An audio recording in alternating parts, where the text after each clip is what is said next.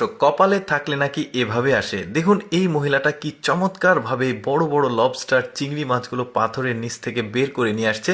এত সুন্দর দৃশ্য, পুরোপুরি দেখলে আপনারা অনেকটা অবাক হয়ে যাবেন যে কিভাবে এত মাছ ধরে ওরা। মূল ব্যাপারটা আমি আপনাদেরকে বুঝিয়ে বলি।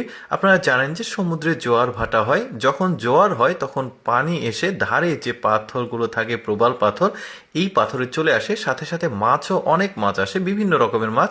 তো এই ধারে এসেই পাথরের নিচে তারা আশ্রয় নেয়। আবার যখন ভাটা হয় তখন কিন্তু পানি নেমে যায়, কিন্তু মাছগুলো আর বের হতে পারে না, যেতেও পারে না। তখন এই প্রবাল পাথরের নিচে এই চিংড়ি মাছ আরও বিভিন্ন রকমের মাছগুলো আটকে থাকে, আর ওরা পানি কমে গেলে এইভাবে এসে মাছ ধরে। দেখুন কত রকম মাছ ধরবে।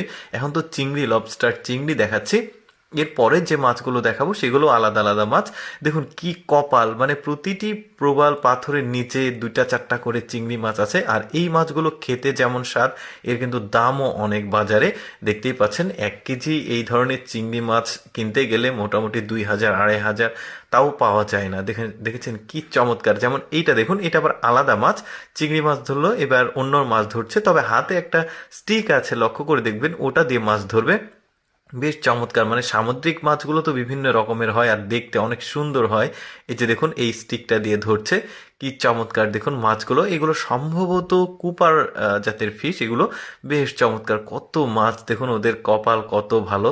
মানে সমুদ্রে যারা সমুদ্রের আশেপাশে থাকে তারা তো মানে ম্যাক্সিমাম অনেকেই মানে মৎস্য আহরণের সাথে সম্পৃক্ত থাকে। যেমন এখানে দেখুন, এখানেও এই মানে জোয়ারের পানি এসেছিল, এখন যখন ভাটা হয়েছে পানিগুলো নেমে গেছে, আর পাথরের যে ফাঁক ফোকর আছে ওর মধ্যে দেখুন কি চমৎকারভাবে চিংড়ি মাছগুলো এসে আশ্রয় নিয়েছে, ওরা আর যেতে পারেনি, আর এভাবে এসে ধরছে।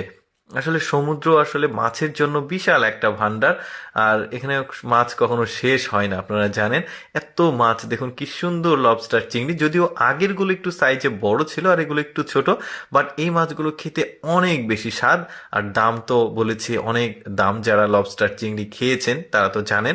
তারপরে এইখানে দেখুন, এখানে চিংড়ি মাছ না, এগুলোতে আবার আলাদা আলাদা মাছ আছে। দেখুন একদম জড়ো সড়ো হয়ে আছে এক জায়গাতে, নেট দিয়ে ধরছে। দেখুন কত মাছ, ওরা আবার দৌড়ে যাচ্ছে না, ওইখানেই থাকছে। এই যে দেখুন কি সুন্দর, পাথরের নিচে কত রকমের মাছ লুকিয়ে আছে।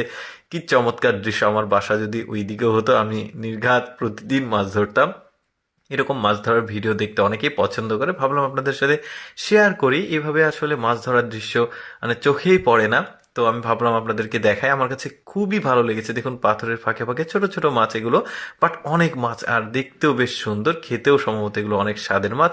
দর্শক, কেমন লাগলো আজকের এই জোয়ার ভাটারে মাছ ধরার দৃশ্যটি কমেন্ট করে জানাবেন। আর এরকম মজার মজার ভিডিও প্রতিদিন দেখতে আমাদের